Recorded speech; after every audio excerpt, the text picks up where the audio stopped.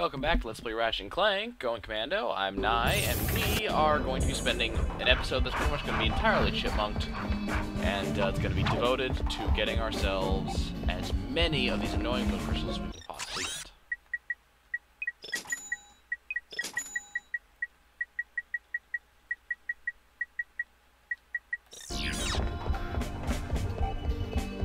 Before we start doing that, you can go through the facility in order to get yourself the vehicle. You can also come all the way over here and go up this little bridge to get yourself the vehicle as well, if you so desire. I left it over on the ship. And once more, I'm going to start from the left-hand side, so where I was originally.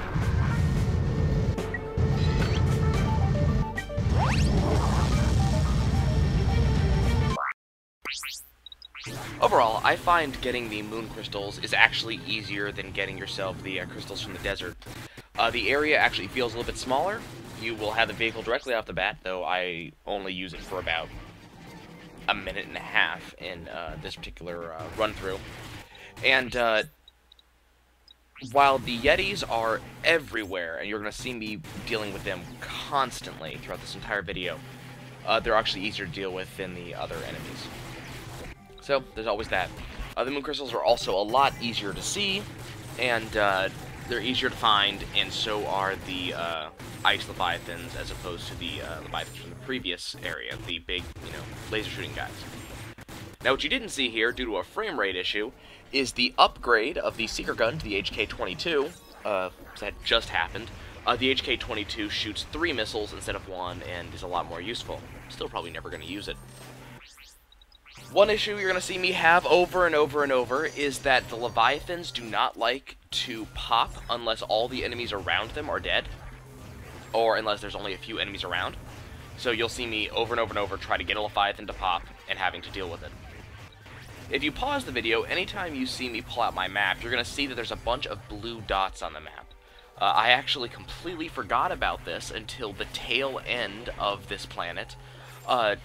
Those dots are actually each of the individual crystals. Once you have the mapper from planet Damozel, you're able to actually see them on the map. I'm going to be using this a lot in playthrough 2, though I don't think I ever show you guys. It just makes your life a lot easier. You can kind of see them they're like freckles on the map. I was actually, in this particular playthrough, just going from outside to inside, consistently, back and forth, in order to find each and every little crystal. Actually gave me a little bit of trouble towards the very end until I realized what the map was actually showing me. As for Leviathans, I'm leveling up the hover bomb off of them, trying to get that thing ready, because the hover bomb upgraded is actually a force to be reckoned with. But eventually I just fall back to bouncers to be done with it. Leviathans aren't too hard to deal with, honestly. And then this is me working on, the Meteor Gun, which is an absolutely fantastic weapon. Instead of being just streams of lava, now you shoot individual meteors at people with much of the same effect. Unfortunately, it doesn't quite have the same crowd control effect anymore, but it's kind of nice. And once we're done with that, it's back to the daily grind. It doesn't take too much longer, actually. Surprisingly, even though you only see me with 8 crystals right now, they come really fast. That's the other thing about the ice planet as opposed to the desert planet.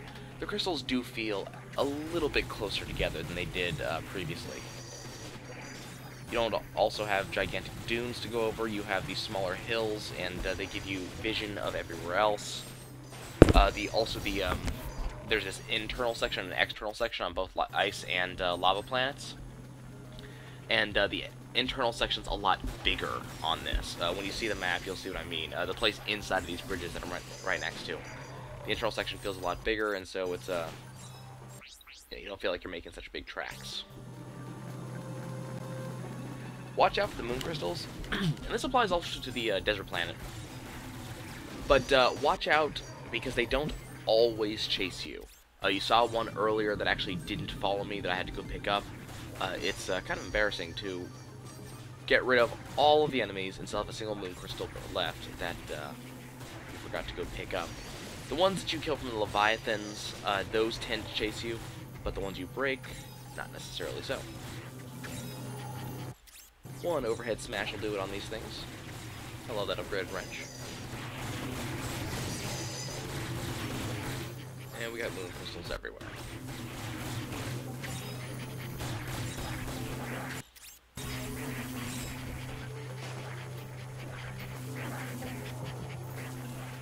The one good thing about the Yetis is that even though they are absolutely everywhere, they're a pain in the butt, they will break your shields consistently. They're very good for gun upgrades. You've already seen me get 2 in this episode. I think those are the only 2. Here's a Platinum Bolt. Very easy to find. And actually, I'll comment on this in a later video, but if you actually have the mapper and you pull up your map, it will actually show you the location of the Platinum Bolt. It'll be a big green circle. And making life easier. Getting myself some more ammo, because I'm using plenty of it out there. And then going to show you an example of exactly how much money this gives you. Right now we are getting 3,000 bolts per moon crystal. This gives me just enough to go back and get myself the Electro Steel Armor, which reduces damage taken by 66%. Still going to take plenty of damage, but, you know, less than I was earlier.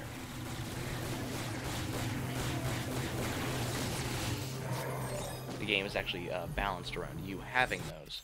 So if you've noticed me taking a lot of damage in the recent past, it's because it's sort of assumed that I would have Electro Steel Armor by now.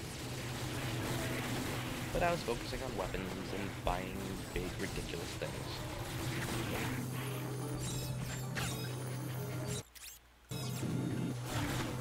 I don't think we ever actually see it happen, but if there's Yetis around the Leviathans, and you give the Leviathans long enough, say you're trying to take them down with a lance or something like that, the Leviathans will actually eat the Yetis. I think it does have a healing buff that gets put on the Leviathans. I believe I commented on it earlier, but watch out for the water that the Leviathans come up in. That will actually freeze you to death, and you will have to start back from the ship, which can be a little bit obnoxious if you don't know where you're coming from. Tried momentarily to use the Sheepinator and level that up, but you can see how well that worked. Wasn't an easy thing.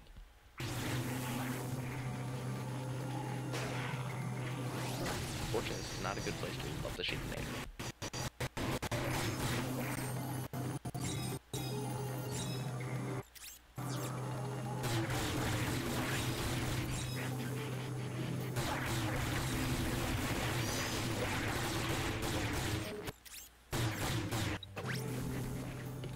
Luckily, the designers of the game were kind of nice to us when it comes to this section. They actually did not put ice physics on the ground, so we don't have to worry about sliding around. We have traction. And no, seriously, for as many times as I opened the map, I did not notice the location of the moon crystals. I was doing this by hand. It's also why you see me open the map so many times, and you see me range all over the map. It's very specifically because I was trying to make sure I hit every unoccupied section. So I'm opening the map, looking, saying, oh, okay, there's gray sections over to my left that I haven't visited yet. Let's go deal with that again. But it's pretty fast.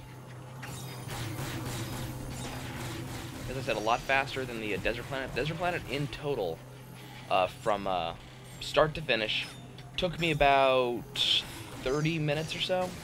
And that includes the 12 we had already gotten at the beginning of the episode for getting our ship completed.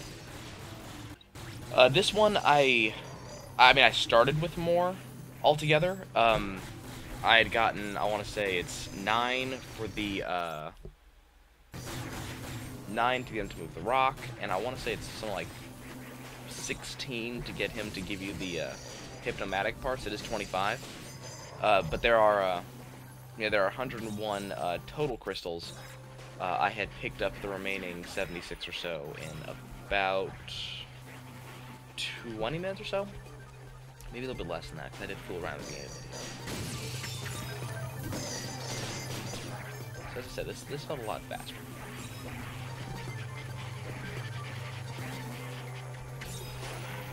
About this time, I started having this feeling of dread because I was reaching the last couple of crystals. My map was beginning to fill in. I was running out of places to go, and I'm going, oh god, oh god, oh god. You know, well, if I miss one and if I have to run around on camera for 20 minutes trying to find that last one, I'm going to be seriously upset. So I ran around for a while, and this is literally me running around for a while looking for the crystal. I happened upon this one by accident. It's a crystal that apparently I smacked once, but didn't actually completely break or pick up.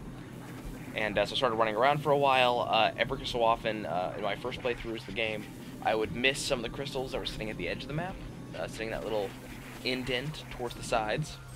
So I checked a couple of those, and then I thought, you know, screw this, let me get the vehicle.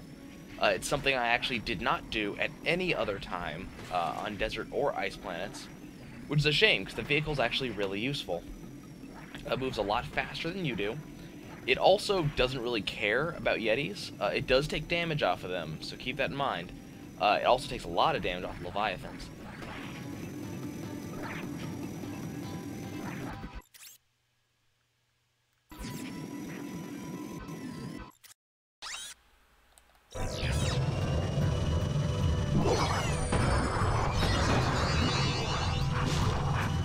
Okay, there's our skill point, 40 out of 40. Let's go turn these in and get the hell off this